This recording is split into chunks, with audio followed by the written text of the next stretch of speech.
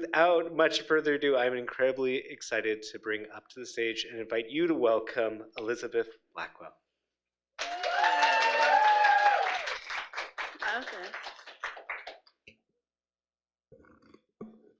Can you hear me? Yes. I struggle with projection, so yell at me if I'm too quiet. But hi, my name is Elizabeth Blackwell. I'm from Bloomington, Indiana, and I was very lucky to grow up in an environment that centered the arts. My father and grandfather were woodworkers. I don't know if they would have considered themselves artists, but they showed me the beauty of working with lumber. I'm a sculptor. Oh, I am a sculptor, I guess. A sculptor and a sculptor. Ah, you know, when you're just too beautiful. Moving on. My work in my first year mainly focused on installation. This is from Pain of My Labor. It's about my struggle with chronic illness. I had a health condition, still do, with my hands, where for a couple of years I lost most use of my hands. I couldn't wash my hair without being in pain, and I couldn't make art. Doctor's orders, sadly. And I don't feel like myself when I'm not creating. So I carved into a rolling pin. It was my first trying to get back into working with wood, but not too inactive. And I carved, "My pain will always betray me." I then printed this on newsprint paper and covered the walls and floor of my space. I built this little print shop, which I was in, and I continued to print prints and rip up every print I made. And then I invited my audience to take them off the wall on the floor, either to keep or just to destroy. The frustration of creation and where everything feels like a test print is something I struggle with. And it was very fun. People got really either aggressive or extremely gentle. It was disturbing to me. So I printed this 300 times, and I considered it a woodblock print. And I always love woodblock prints, but people always love my carvings more than my prints, which I also agree with, sadly. And though exploring with installation, I learned that I really enjoyed audience interaction, but I failed to create environments where people felt comfortable enough to interact. This led me to reflect back on what most influences me. Folk art and its many ways of making is a beautiful form of storytelling and a way to pass on craftsmanship and the knowledge of craft. Both of these images are from the collection of Colonial Williamsburg Art Museum. On the left is a carousel. When cranked, it twirls. And on the right is a paddle with cats and a weight attached. When moved, the cats will drink from their bowl of milk. And I enjoy their movement and the play you can have with art. Artists for both are unknown, which is sadly very common with folk art, which I find beautiful but also very sad. Another influence on my work is Joseph Cornell and his work in assemblage. On the left is Twilight Swan.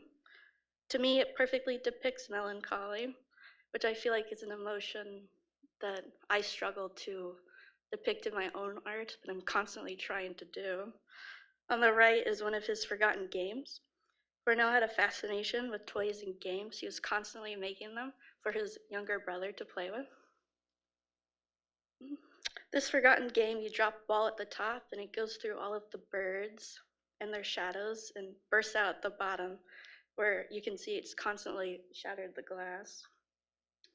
And I constantly turned to work that centered play and movement. So I decided to challenge myself and work fully in wood again, to make my own toys and try exploring audience interaction in a new and different way.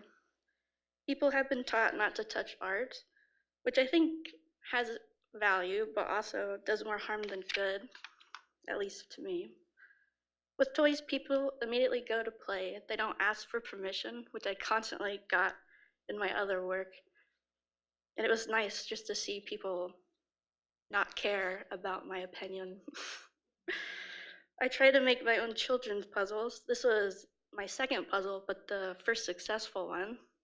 I constantly make puzzles too complicated. So for this puzzle, I timed everyone who played, which I know is not nice. Yeah. did this to compare times and see if I needed to simplify the puzzle more.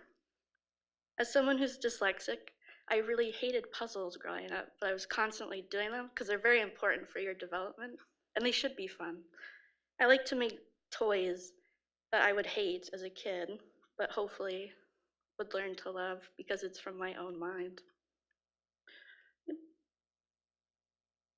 Some people were more motivated to do the puzzle and would try to be faster, and other people hated that I timed them, which was very interesting. The fastest time was 1 minute and 30 seconds, and then the slowest time was 8 minutes.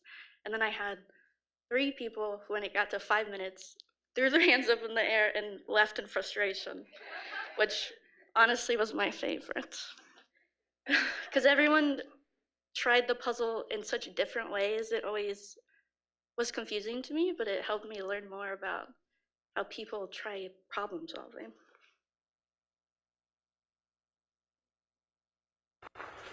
I then wanted to explore tactile learning, something that helps me learn myself. I made a busy box. Each side has a different interactive element. I also focused more on creative narrative sculpture that wasn't mostly about myself, try to make a new story. And this is about the death of a Cyclops girl and her struggles exploring limbo.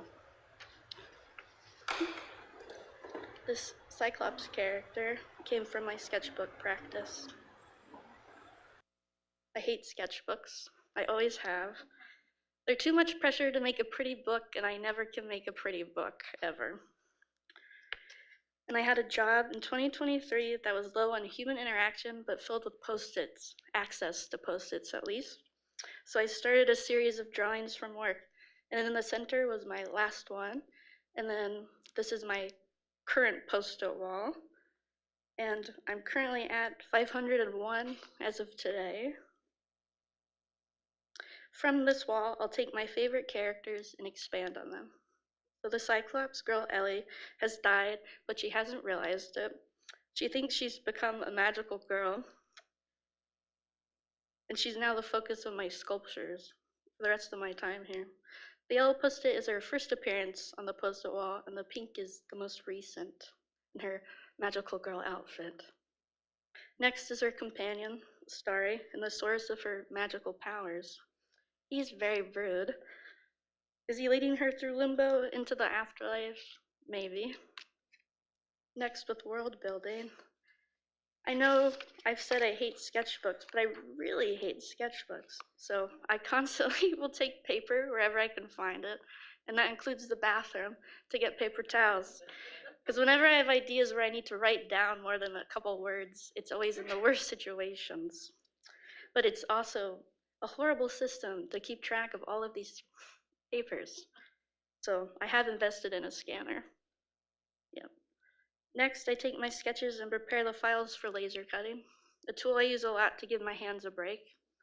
I try to find a balance with the machine, as I don't want it to look too machine-made. I want it to have a part of my soul at least. And then on the right is an image of one side of my busy box where I'm testing the laser cut pieces and their placement, and those constantly would change. Next would be gluing, and I have a lot of wood pieces to glue, and they're always odd shapes, which create odd situations for setups for drawing. Lots of problem solving. This step is always where I lack the most patience and get very frustrated. Next is my favorite part after sanding, is detail, but that is also the longest part. I use acrylic paint and ink with a scribe. The scribe is for more detailed, small line work, which I freehand, very much chicken scratch method. And then I really love using clear coat, wood finish on all of my pieces, but this also includes problem solving. As you can see on the right, is a cat, and I used a different brand I never used before, and it became very streaky and brown, and never stray from your chosen brand of clearance. And my biggest enemy is transportation. I always like bigger is better with my work. It's easier for people to handle and play with my toys, but I have short arms and a small car that creates limits, which I'm constantly trying to break. But they have given me great Tetris skills. And through all of this, I sadly have bound myself to a real bound sketchbook and started using it to plan more of my story with Elian's story. In the world, the afterlife is to become a star, to be free in the sky. But there are souls who never find their star or become a star, and they transform into hungry fish who eat other lost souls, forever in pain and loss. Ellie must fight these fish while going through the stages of grief, coming to terms with her own death. I've been mapping this out mostly in writing and thumbnail sketches. This story is centered on death and grief, and I've been told by many that though my work is colorful and childlike, it's not appropriate for children. But I disagree. I think one of the most biggest disservices you can do to children is ignore death, to leave them unprepared. You can never be prepared for death, but you can talk about it. Death affects everyone, and it doesn't care how old you are. And it affects everyone differently. My dad died when I was 4, and everyone processed it differently, which is okay. I hope that my work will promote people to talk about all aspects of grief and death, to grieve together maybe, and to have space to grieve. I believe grief never leaves you, as why would you want to forget those you've loved? I'd like to do some thank yous to Kristen Blackwell, my mom, my mentor, Preston Drum, my committee members, Dawn and Cecilia, and the 3D shop techs here, Calvin, Megan, and Kaylee, and to my class professors and all the MCAD faculty and staff. Are there any questions?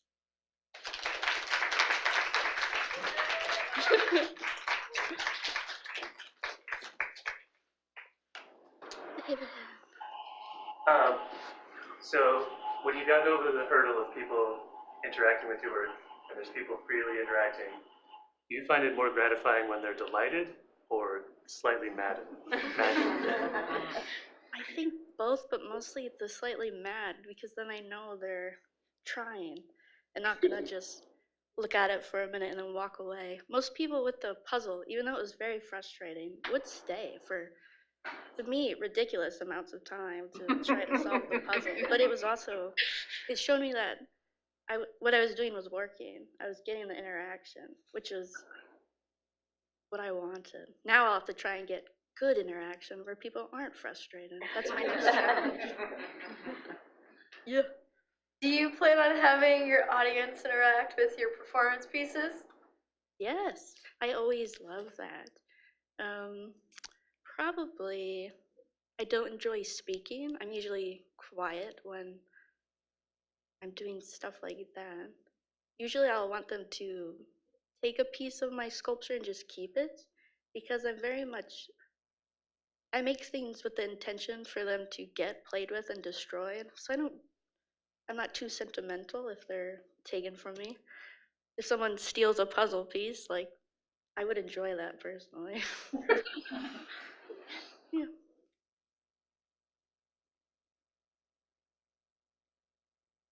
Yes, Vivian. In your thumbnails that you're creating a story, it looks like there's like a linear fashion.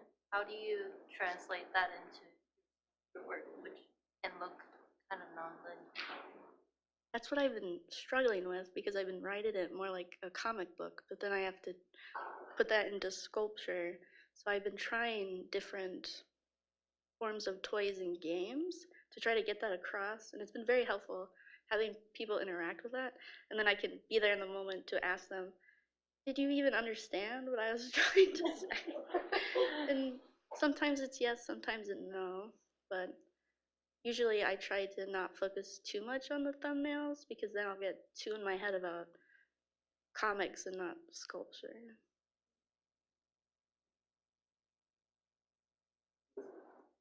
I don't want to ask something too controversial, but why did you choose a sketchbook after all this? Ah. And are you going to stay with it? Have you discovered that you secretly like it? I don't. A friend, a friend gave it to me a year ago, and I didn't touch it for like a year. And then over the summer, I started using it because I didn't have access to loose paper, and I was like, I can always tear them out if I want to, if that makes me feel better.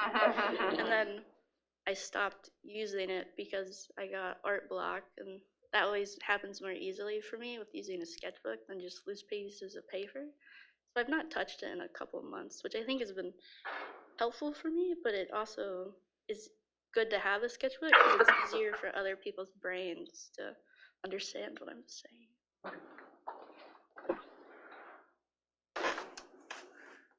But yes, Miranda. Do you have an end goal for your sticky notes, or are you just gonna keep going until you can't anymore? Yeah, I want to do it till I die, quite honestly. I enjoy it a lot. And it's fun to watch because it's not archival, so they fade pretty fast. So I'm always in the struggle of scanning them before they're just post-it notes again. But I want to make them, this is where I get annoying. I want to make them a book and have them together. Even though I hate books, but I always enjoy making my own books. Yeah. Probably will keep the book just for myself and not to share. My ruse. How do you go through a day where you really don't want to sketch, but you still have to get through this whole? Oh, that's what's great with wood. I can just sand for hours and not think about anything, which is pretty great. But then you have to be careful with your safety. So there's that constant of like, oh, I need to take a break or I'm gonna hurt myself. So that's helpful. I always try to do, I'm always working on like 1,000 things at once, and that helps me even myself out. Devin. Are there any pieces of art or media that have kind of influenced the way you want your art to process like death and grief? Mostly, I've been to a lot of funerals where they're not really funerals, they're more a celebration of life. I think that is more inspiring for me, the energy that is created there, where either people are brought together or divided more. I'd like to make a space for that, even though that might be not helpful for others. I would like to have space where, because everyone grieves differently, so if people want to tell me my art makes them angry, I want them to feel safe to do that. So, and I feel like a lot of times people don't feel safe to show their grief, even at funerals or celebrations of life. I know a lot of people, and I do this, I want to laugh if I'm at a funeral just because I'm nervous. And I don't think people should be shamed for that because everybody's body is different. You can't control it.